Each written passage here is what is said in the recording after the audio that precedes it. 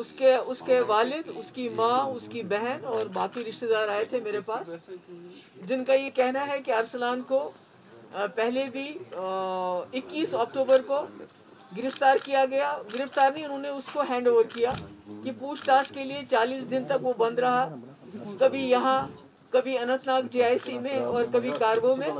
उसके बाद उसको क्लियर कर दिया गया कि ये बताया गया कि इसके खिलाफ कुछ भी नहीं है। मगर फिर अचानक 30 दिसंबर को फिर उसको गए घर, और घर वालों ने फिर उसको हैंड ओवर किया। तो तब से उसके बाद कुछ बताया नहीं, क्यों अरेस्ट कर रहे हैं? अगर पहले क्लियर किया तो आप क्यों अरेस्ट कर रहे हैं?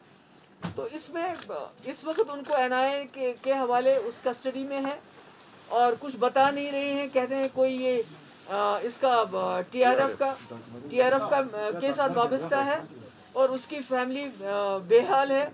उसके बाप को माइनर हार्ट अटैक भी आया है, उसी हालत में वो मेरे पास आया है।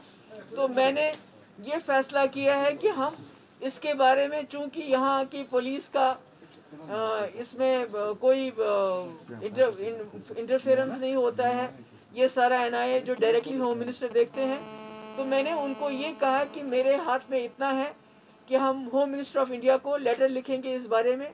उनको बताएंगे एक स्टूडेंट है, मैकेनिक नहीं है, 19 साल का लड़का है, 23 साल का नहीं है, और अगर इसको 40 दिन हिरासत में रख के क्लियर किया गया तो आज दोबारा अचानक इसको क्यों पकड़ा गया और अब इसको इतना बड़ा इल्ज़ाम क्यों लगाया गया? कभी ये स्टोन पेल्टर नहीं रहा है, इसके खिलाफ कोई FIR दर्ज नहीं है, न पास में न प्रेजेंट में।